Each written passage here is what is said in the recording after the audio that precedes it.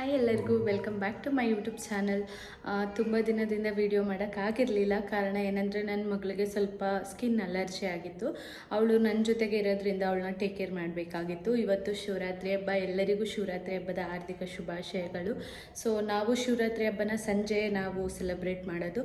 ಅದಕ್ಕೆ ನಮ್ಮ ಮನೆಯಲ್ಲಿ ನಾನು ದೇವರಿಗೆ ಪೂಜೆ ಮಾಡಿ ನಾನು ನಮ್ಮ ತಾಯಿ ಮನೆಗೆ ಹೋಗ್ತಾ ಇದ್ದೀನಿ ವಸ್ತ್ರ ಕಟ್ಟೋಕ್ಕೆ ಅಂತ. ಸೊ ಕೊನೆಯವರೆಗೂ ವಿಡಿಯೋನ ಸ್ಕಿಪ್ ಮಾಡಿದೆ ನೋಡಿ. ಸೊ ನಮ್ಮ ಹಬ್ಬ ಹೇಗಿದೆ ಅಂತ ತಿಳ್ಕೊಳ್ಳೋಣ.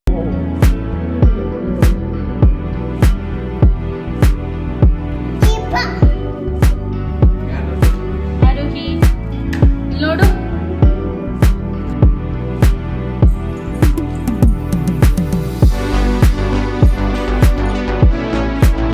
ಇವಾಗ ನನ್ನ ಮಗಳಿಗೂ ಪೂಜೆ ಮಾಡೋದಂದರೆ ತುಂಬ ಇಷ್ಟ.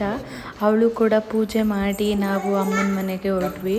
ಅವಳು ತುಂಬ ತುಂಟಿ, ಅವಳಿಗೆ ಡಸ್ಟ್ ಅಲರ್ಜಿಯಿಂದ ಒಂದು ಕಡೆ ಪಾರ್ಟ್ ಪೂರ ಊದಿತ್ತು ತುಂಬ. ಸೊ ಅದು ಇವಾಗ ಪರವಾಗಿಲ್ಲ. ಅದೊಂದು ರೀಸನ್ಗೆ ನಾನು ವೀಡಿಯೋಸ್ ಏನು ಮಾಡೋಕ್ಕಾಗಿರಲಿಲ್ಲ. ನೆಕ್ಸ್ಟು ಆದಷ್ಟು ಟ್ರೈ ಮಾಡ್ತೀವಿ ಅವಳಿಗೆ ವಿಡಿಯೋ ಮಾಡೋಕ್ಕೆ. ಮತ್ತು ಅವಳು ತುಂಬ ಆ್ಯಕ್ಟಿವ್, ಈವನ್ ಅಷ್ಟು ನೋವಿದ್ರೂ ಕೂಡ ಅದನ್ನು ತೋರಿಸ್ಕೊಳ್ಳೇ ಇಲ್ಲ, ತುಂಬ ಆ್ಯಕ್ಟಿವ್ ಆಗಿದ್ಲು ಕೂಡ. ಸೊ ಇದಾದಮೇಲೆ ನಾವು ಅಮ್ಮನ ಮನೆಗೆ ಹೊರಟ್ವಿ. ಇನ್ನು ಅವಳಿಗೆ ಏರ್ ಕೂಡ ಮಾಡೋಕ್ಕಾಗಿರಲಿಲ್ಲ ನನಗೆ. ಆನ್ ದ ವೇ ನಾನು ಅಲ್ಲೇ ಕೂಡ ಏರ್ ಮಾಡಿಕೊಂಡೆ. ತುಂಬ ಅಂದರೆ ತುಂಬ ಮಾತಾಡ್ತಾಳೆ. ಸೊ ನಾನು ನಮ್ಮ ಮನೆಗೆ ಬಂದೆ. ನಮ್ಮನೆ ಇರೋದು ವಿಜಯನಗರ್, ಮಮ್ಮಿ ಮನೆ ಬಂದು ಜೆ ಪಿ ನಗರ್. ಸೊ ಅಮ್ಮ ವೆಯ್ಟ್ ಮಾಡ್ತಾ ಈಚೆನೇ ನಮಗೋಸ್ಕರ ವೆಯ್ಟ್ ಮಾಡ್ತಾ ನಿಂತಿದ್ರು. ಬಿಕಾಸ್ ಶಿವರಾತ್ರಿ ಅಂದರೆ ನಮಗೆ ತುಂಬ ಸ್ಪೆಷಲ್. ಹೆಣ್ಮಕ್ಳು ಯಾವಾಗಲೂ ಅಮ್ಮನ ಮನೆಗೆ ಬಂದು ಅಲ್ಲಿ ನಾವು ವಸ್ತ್ರ ಅಂತ ಕಟ್ತೀವಿ, ಅದನ್ನು ಪೂಜೆ ಮಾಡಬೇಕು. ಸೊ ಅದಕ್ಕೋಸ್ಕರನೇ ಅಮ್ಮನ ಮನೆಗೆ ಬಂದೆ. ಅದಾದಮೇಲೆ ಪೂಜೆಗೆ ಎಲ್ಲ ರೆಡಿ ಮಾಡಿದೆ. ಇನ್ನು ಅಮ್ಮ ನಮಗೆ ನೈಟು ಊಟಕ್ಕೆ ಏನು ಬೇಕೋ ಅದನ್ನು ಮಾಡ್ಕೋತಾಯಿದ್ರು. ಅಲ್ಲಿವರೆಗೆ ಪೂಜೆದು ಕೂಡ ನಾನು ರೆಡಿ ಮಾಡಿಟ್ಟಿದ್ದೆ ನೋಡಿ.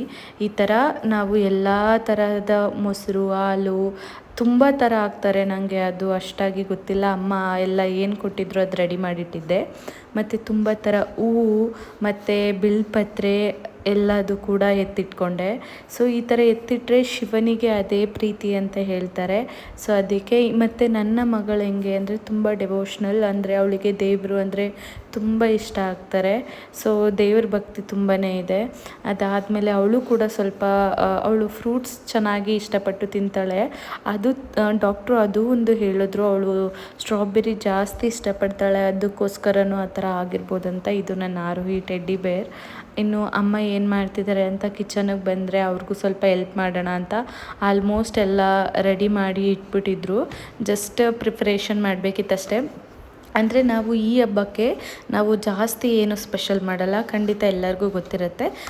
ನಾವು ಉಪ್ಪಿಟ್ಟು ಮತ್ತು ಹೆಸ್ರುಬೇಳೆ ಮತ್ತು ತಂಬಿಟ್ಟು ಅಂತ ಮಾಡ್ತೀವಿ. ಸೊ ಈಗ ಯಾರೂ ಸಿಹಿನ ಅಷ್ಟು ಪಡಲ್ಲ.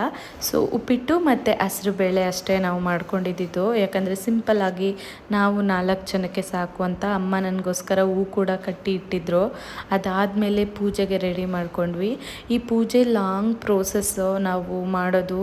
ಅದಕ್ಕೆ ಎಲ್ಲ ಥರ ರೆಡಿ ಮಾಡಿಕೊಂಡು ಶಿವನಿಗೆ ಪೂಜೆ ಮಾಡ್ತೀವಿ. ಇನ್ನು ನಾವು ಬಂದು ಲಿಂಗವನ್ನು ಧಾರಣೆ ಮಾಡಿರ್ತೀವಿ. ನಾನು ಎಸ್ಪೆಷಲಿ ಬಂದು ಈ ಹಬ್ಬಕ್ಕೆ ಮಾತ್ರ ಹಾಕೋತೀನಿ, ಮತ್ತು ಅದಾದ 3 ಡೇಸ್ಗೆ ಬಿಚ್ಚಿ ಇಟ್ಬಿಡ್ತೀನಿ. ನನಗೆ ಎಲ್ಲ ಜಾತಿ ಮತಗಳ ಬಗ್ಗೆ ತುಂಬ ನಂಬಿಕೆ ಇದೆ. ಮತ್ತು ನಾನಾಗಲಿ ನಮ್ಮ ಮನೇಲಾಗಲಿ ಯಾರನ್ನೇ ಆದರೂ ಅಲೋ ಮಾಡ್ತಾರೆ. ಮತ್ತು ನನಗೂ ಎಲ್ಲ ಥರದ ಫ್ರೆಂಡ್ಸು ಕೂಡ ಇದ್ದಾರೆ. ಸೊ ಅದೇನೂ ತೊಂದರೆ ಇಲ್ಲ. ಬಟ್ ಆದರೆ ನಮ್ಮ ಸಂಸ್ಕೃತಿ ಏನಿದೆ ಅದನ್ನು ಕೂಡ ನಾವು ಫಾಲೋ ಮಾಡ್ತೀವಿ. ಸೊ ಇದರಲ್ಲಿ ಏನಂತ ಅಂದರೆ ನಾವು ಲಿಂಗವನ್ನು ಹಾಕಿರ್ತೀವಿ ನಮ್ಮ ಎದೆಯ ಭಾಗಕ್ಕೆ. ಸೊ ಅದಕ್ಕೆ ಶಿವರಾತ್ರಿ ದಿನ ಸಂಜೆ ದಿನ ಪೂಜೆ ಮಾಡೋ ಅಂಥದ್ದು. ಸೊ ಅದಕ್ಕೆ ನಾವು ಬಿಲ್ವಪತ್ರೆ, ಶಿವನಿಗೆ ಬಿಲ್ವಪತ್ರೆ ತುಂಬ ಶ್ರೇಷ್ಠ.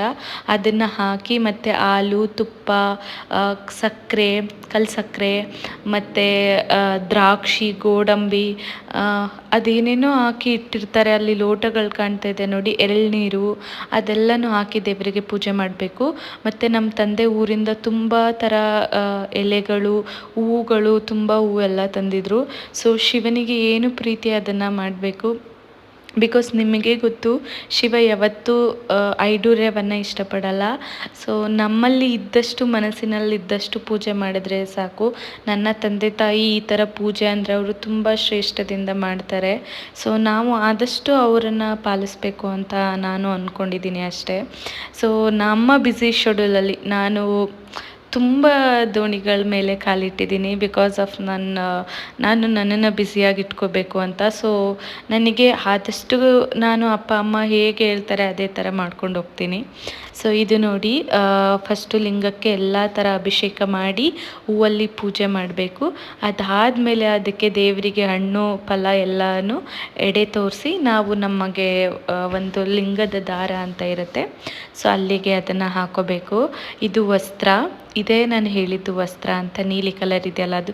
ಕೆಲವರಿಗೆ ಗೊತ್ತಿರುತ್ತೆ, ಯಾರು ಈ ಆಚರಣೆ ಮಾಡಲ್ಲ ಅವರಿಗೆ ಗೊತ್ತಿರೋದಿಲ್ಲ ಅಷ್ಟೇ. ಸೊ ಇದಾದಮೇಲೆ ಮಂಗಳಾರತಿ ಎಲ್ಲ ಮಾಡಿ ನಾವು ಪೂಜೆ ಮಾಡಿದ್ವಿ. ಅದರಲ್ಲಿ ಒಂದು ಕಡ್ಡಿ ಕೂಡ ಬರುತ್ತೆ, ಖಂಡಿತ ನನಗೆ ಅದ್ರ ಹೆಸರು ಗೊತ್ತಿಲ್ಲ, ಉತ್ತರಾಣಿ ಕಡ್ಡಿ. ಹಾಂ, ಸೊ ಯಾರೆಲ್ಲ ಈ ಥರ ಪೂಜೆ ಮಾಡ್ತೀರಾ ಕಮೆಂಟ್ ಮಾಡಿ ತಿಳಿಸಿ, ಸೊ ದಟ್ ನಮಗೂ ಗೊತ್ತಾಗುತ್ತೆ ಅಲ್ವಾ. ಹಾಂ, ಚಿಕ್ಕವರಿದ್ದಾಗ ನಾವು ಅದನ್ನು ಕಸೋದಕ್ಕೇ ತುಂಬ ಹಠ ಮಾಡ್ತಾಯಿದ್ವಿ. ಸೊ ಬೆಳೀತಾ ಬೆಳೀತಾ ಬೆಳೀತಾ ಎಲ್ಲ ಕೂಡ ಕಡಿಮೆ ಆಗ್ತಾಯಿದೆ. ನಾನು ಇಷ್ಟು ಮಾಡ್ತಾಯಿದ್ದೀನಿ, ನನ್ನ ಮಗಳು ಎಷ್ಟು ಮಾಡ್ತಾಳೆ ಅಂತ ಖಂಡಿತ ನನಗೆ ಗೊತ್ತಿಲ್ಲ. ಬಟ್ ನನ್ನಲ್ಲಿ ಇರೋದೇನು ಅಂದರೆ ನಮ್ಮ ಅಪ್ಪ ಅಮ್ಮ ಹಿಂದೆ ಏನು ನಡ್ಕೊ ಬಂದಿದೆ ಅದು ಇನ್ನೂ ಮುಂದೆಗೆ ಹೋಗಬೇಕು. ಸೊ ಇದು ಒಂದು ಒಳ್ಳೆ ಕಲೆ ಇದೆ ನೋಡಿ. ನಾನು ಲಿಂಗ ಅಂತ ಹೇಳಿದ್ದು ಅದು ಬೆಳ್ಳಿಯಲ್ಲಿ ಮಾಡಿಸ್ಕೋತಾರೆ, ತುಂಬ ರಿಚ್ ಇರೋರು ಚಿನ್ನದಲ್ಲೂ ಮಾಡಿಸ್ಕೋತಾರೆ. ಸೊ ಅದನ್ನು ಲಿಂಗನ ವಸ್ತ್ರದಲ್ಲಿ ಹಾಕಿ ಅದರೊಳಗಡೆ ಹಾಕಿ ನಾವು ಎತ್ತಿಟ್ಕೋಬೇಕು. ನಾನು ಇದನ್ನು ಒಂದು 2 to 3 days ಹಾಕೋತೀನಿ, ಮತ್ತೆ ಎತ್ತಿ ನೆಕ್ಸ್ಟ್ ವರ್ಷಕ್ಕೆ ಎತ್ತಿ ಇಡ್ತೀನಿ. ಸೊ ಇದಾದಮೇಲೆ ನಾನು ಎಲ್ಲನೂ ಕೂಡ ಹಾಲಲ್ಲಿ ಎತ್ತಿ ಕ್ಲೀನ್ ಮಾಡಿದೆ. ದೀಪ ಏನಿಟ್ಟಿದ್ವಿ ಅದೆಲ್ಲ ಎತ್ತಿ ರೆಡಿ ಮಾಡಿದೆ. ಇಲ್ಲಿ ಪೂಜೆ ಆದಮೇಲೆ ನಮ್ಮ ತಾಯಿ ದೇವ್ರ ಮನೆ ಪೂಜೆ ಮಾಡಬೇಕು ಅಂದರು. ನಮ್ಮ ತಂದೆ ತಾಯಿ ಹೇಗೆ ಅಂದರೆ, ದೇವ್ರ ಪೂಜೆ ಅಂತಂದರೆ ಒಂದು ಅರ್ಧದಿಂದ 3/4 ಗಂಟೆ ತಗೋತಾರೆ. ಸೊ ಈ ಥರ ನಮ್ಮಮ್ಮ ದೇವರಿಗೆಲ್ಲ ಅಲಂಕಾರ ಮಾಡಿದರು. ಅದು ಇಲ್ಲ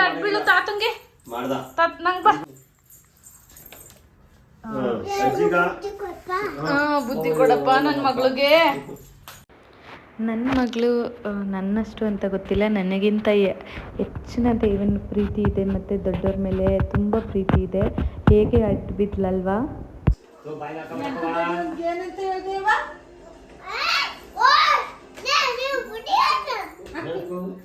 ನಾನು 8 ದಿವಸ ಹೊಡಿತಾಳೆ ಬಾ, ನಂಗೆ ಆರೋಗ್ಯ ಬೈತಾಳ ಹೊಡಿತಾಳ ಅಂತ ಹೇಳ್ತೀನಿ ಅನ್ಕೊಂಡೇಡಿ ಅಂತ. ಯಾರಂಗ ಹೇಳ್ತೀಯ? ನನ್ನ ಬೈತಾಳ ಹೊಡಿತಾಳ ಹೂ ಅಂತ ಉಗಿತಾಳೆ. ಕಣ್ಣು ವಾಸಿ ಆಯ್ತು ನೋಡ್ತೀನಿ ಬಾ ಈ ಕಡೆ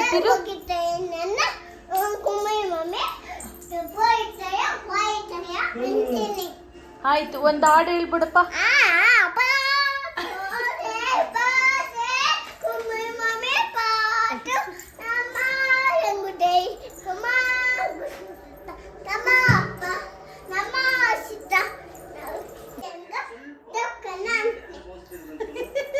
ಏನಂತೆ ಗಂಡ ಗಂಡ ಏನಂತೆ ಗಂಡ ಸಾಕರ್ ಗಂಡ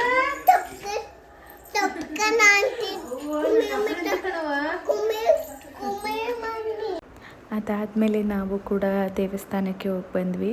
ಸೊ ಇಲ್ಲಿ ಶ್ರೀರಾಮ್ಪುರದಲ್ಲಿ ಒಂದು ದೇವಸ್ಥಾನ ಇದೆ, ಅಲ್ಲಿಗೆ ಹೋಗಿದ್ದು ಬಂದ್ವಿ. ಬಟ್ ಅನ್ಫಾರ್ಚುನೇಟ್ಲಿ ನಾವು ದೇವ್ರ ದರ್ಶನ ಮಾಡೋಕ್ಕಾಗಲಿಲ್ಲ, ಯಾಕಂದರೆ ತುಂಬ ರಶ್ ಇದ್ದರು.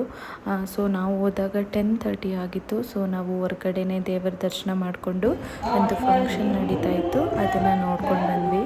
ನನ್ನ ಮಗಳಿಗೆ ತುಂಬಾ ಇಷ್ಟ ಆಯಿತು. ಅಲ್ಲೇ ಇರೋಣ ಅಂತ ಹೇಳ್ತಾ ಇದ್ದಿದ್ಲು. ಬಟ್ ಟೈಮ್ ಆಗಿಬಿಟ್ಟಿತ್ತು, ನಾವು ಅಮ್ಮನ್ನ ಬಿಟ್ಟು ಕೂಡ ನಾವು ಬರಬೇಕಿತ್ತಲ್ವ.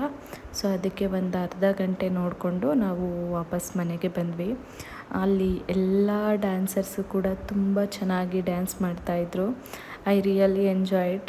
ಬಟ್ ನನಗೂ ನೋಡಬೇಕು ಅಂತ ಅನ್ನಿಸ್ತಾ ಇದ್ದಿತ್ತು, ಬಟ್ ಟೈಮ್ ಇಲ್ಲದೆ ಇರೋ ಕಾರಣ ನಾವು ಬಂದುಬಿಟ್ವಿ ಅಷ್ಟೇ.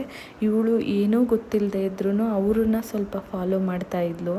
ಸೊ ನಾನು ಅಂದ್ಕೊಂಡೆ ಇವಳನ್ನು ಸೇರಿಸ್ಬೇಕು, ಸೊ ಅವಳಿಗೂ ಇಷ್ಟ ಆಗುತ್ತೆ ಅಂತ. ಅದಾದಮೇಲೆ ಸ್ವಲ್ಪ ನೋಡಿಕೊಂಡು ನಾವು ಕೂಡ ಮನೆಗೆ ಹೊರಟ್ವಿ.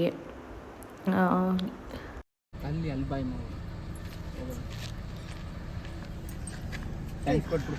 ಹೋಯ್ತಿ ಕರ್ಕೊಳ್ಳಲ್ಲ ಕರ್ಕೊಳ್ಳಲ್ಲ ಕಂಬ್ಳು, ಅವ್ರ ಪಾಡ್ಗೆ ಹೋಯ್ತಾರ ಅವರು. ಒಂದು ಕೈ ಕೊಟ್ಬಿಡಪ್ಪ, ಥ್ಯಾಂಕ್ಸ್ ಒಂದು ಕೊಟ್ಬಿಡು. ಥ್ಯಾಂಕ್ಸ್ ಕೊಟ್ಬಿಡಪ್ಪ. ಅವ್ರ ಹೋಯ್ತೀನಿ ಪಾಡ್ಗೆ ಅವ್ರು ಹೋಯ್ತಾರ ಕಣ, ನಾವು ನಮ್ಮ ಪಾಡ್ಗೆ ನಾವು ನಮ್ಮನೆ ಹೋಗೋಣ. ಥ್ಯಾಂಕ್ಸ್ ಕೊಡು ಥ್ಯಾಂಕ್ಸ್ ಮುದ್ದು. ಕೊಟ್ಬಿಡು, ಹೋಗೋಣ. ಆಯ್ತು ಬಿಡು, ಹೋಯ್ತೀನಿ. ಕೊಟ್ಬಿಡು ಥ್ಯಾಂಕ್ಸ್. ಯಾಕಂದ್ರೆ ನೀನು ಟ್ಯಾಂಕ್ಸ್ನು ಕೊಡಲ್ಲ ನಂಗೆ ಮಗನೇ.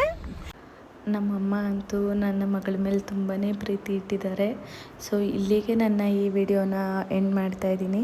ಎಲ್ಲರಿಗೂ ನನ್ನ ವಿಡಿಯೋನ ಲೈಕ್ ಮಾಡಿ, ಶೇರ್ ಮಾಡಿ, ಕಮೆಂಟ್ ಮಾಡಿ, ಮತ್ತು ಆದಷ್ಟು ಸಬ್ಸ್ಕ್ರೈಬ್ ಮಾಡಿ. ಯಾರೆಲ್ಲ ವಿಡಿಯೋ ನೋಡ್ತೀರಾ ಒಂದು ಸಬ್ಸ್ಕ್ರೈಬ್ ಮಾಡ್ಕೊಳ್ಳಿ, ನನಗೆ ತುಂಬ ಯೂಸ್ಫುಲ್ ಆಗುತ್ತೆ. Thank you. Until then bye, see you, good night, happy Shivaratri.